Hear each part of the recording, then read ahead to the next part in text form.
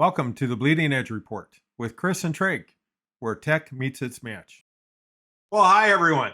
Welcome to the Bleeding Edge Report this week with Treg and Chris. Say hi, Chris. Hey, how you doing, Treg? There we go. So this week, we're going to have a little rapid fire Q&A session, and it is going to consist of helping you become more intelligent about quantum computing. So when you sit down with your peers at lunchtime or in a business meeting, so you have a little background that you can pull out of your pocket and help you out with. So 5 things we're going to talk about today. What is it? What's the simple way of looking at it? How it's going to empower AI? What can be done with businesses and how can they use it? And the good and bad of AI. So that's this week. And I am going to ask the questions of Chris. He's going to rapid fire answers, and we're just going to shoot through this as quickly as possible. So, Chris, what's a simple way to look at quantum computing? Quantum computing is based on quantum mechanics or quantum physics, which is different from classical physics. So classical computing is based on classical physics, using things like zeros and ones in order to do calculations. Quantum computing, it can do more than that. They're using zeros, ones, but also 0 and 1 at the same time. I know. Oh, 0 and 1. They have a special name for that? Yeah, they call them qubits. So Qubit. 0, 1, and zeros and ones. Qubits from quantum computing, the Q, right? So where before you had bits and bytes, now you have qubits. Correct. And do they have qbytes or qubits? Well, or just qubits? the basic methodology of bits making up bytes. So qubits would make up qbytes, etc. Yeah, the processing idea is roughly the same. It's just based on quantum mechanics, where wave energy and particle energy can sometimes actually work together, but also can work against each other. So we're not going to do the whole story about quantum mechanics. So what does qubits get you versus just bits? Speed. Speed. Yes. How much more speed? Millions of times faster in some cases. So it depends on the math problem. So the whole point of using quantum computing is actually to solve quantum mechanics problems. That's the #1 use case, which is why the quantum computer was invented. Turns out that other use cases, such as anything that requires millions of Monte Carlo simulations to be done in a quick manner with a huge number of variables in that particular mathematical problem, that's going to be right up the quantum computer's alley for being better than supercomputing.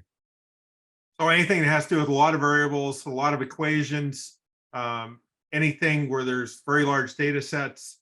Correct. Basically, speed of computing power. Correct. Okay. Now, is this going to help all the industry or just part of it? I mean, are we going to see a new quantum processor on our laptops? The answer is no. We're not going to see a quantum processor on our laptops. The most basic reason why is because in order to make a quantum computer run and deliver outputs that you're looking for, you actually have to keep it in an almost complete zero environment. They run it at 1 degree Kelvin. 0 degree Kelvin, as most of us know, took physics, is absolute zero. That's when no molecular or subatomic activity can be measured, right? It's all frozen.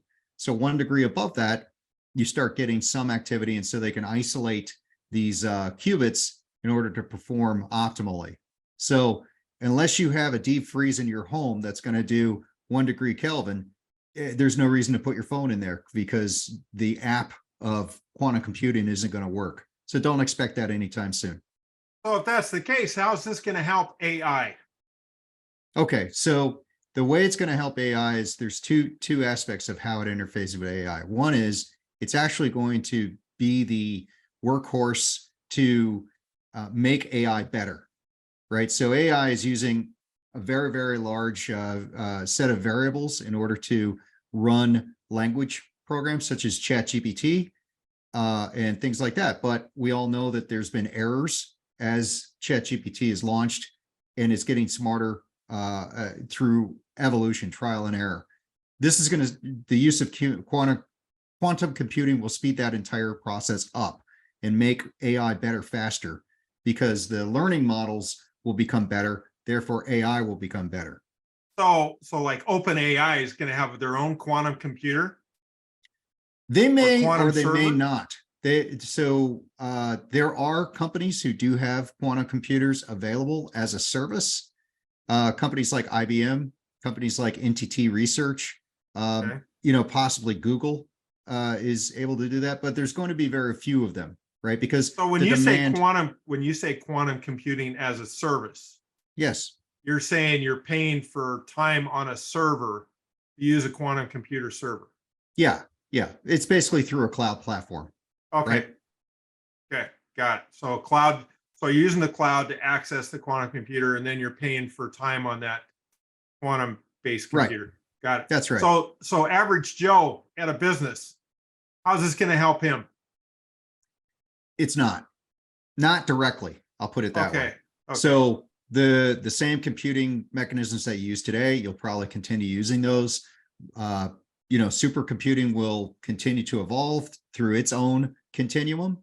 Quantum computing is on a different branch of computing altogether. They will not cross. One will not usurp the other. They're just different. However, business will benefit by the products that are produced from quantum computing. Like what kind of products are we talking about?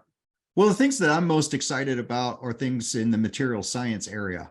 So think about like new building products that make homes more energy efficient, or make, transportation more efficient, because there's a new molecule that has been built and designed for better lubrication than what the previous synthetic oils could produce. Things like this. How about a new material for batteries? Yeah, absolutely. That doesn't use lithium or cobalt. Possible. Yeah. Possible. Those are the types of scenarios that quantum computing can help, is in the material science space. Okay. Other areas of immediate use are things like in the pharmaceutical R&D space, where they have to run millions and millions of tests in order to make sure that the product that they want to bring to market doesn't kill people, for example, things like that. So you can imagine the huge amount of computing power necessary in order to run all of the different scenarios, to analyze all the outcomes, to determine whether or not something is good to come to market or not. So you're saying quantum computing is going to be good. It's not going to be a total game changer for information technology companies. It will help out with some use cases. Correct. Okay. So what's the bad? Well, the bad is probably number one thing is that if criminal syndicates get a hold of a quantum computer, they would be able to break all the traditional encryption systems that we use today to run our e-commerce world. It is cold in Russia. Right. So in response to that, right, people who are in the quantum computing development area, they already know they have to come up with a new encryption methodology in order to give us something to protect ourselves, right? So encryption is probably going to change from the traditional hashtag encryption that we use today to a quantum level of encryption. And it just, what that means to you and me is that the string of code is just going to be much, much, much, much larger than it has been in the past. That's kind of what that means. Okay. Well, good. Okay. Well, hey, thank you for making us smarter on quantum computing. We appreciate it. Hey, everyone, if you like what you heard or saw, and if you can take some of these tidbits with you to help with your conversations, that's great. That's what we're here for. We're just trying to help empower people and learn a little bit more about technology. So please like and subscribe, and you have a great day. And from the Bleeding Edge Report, Have a great week.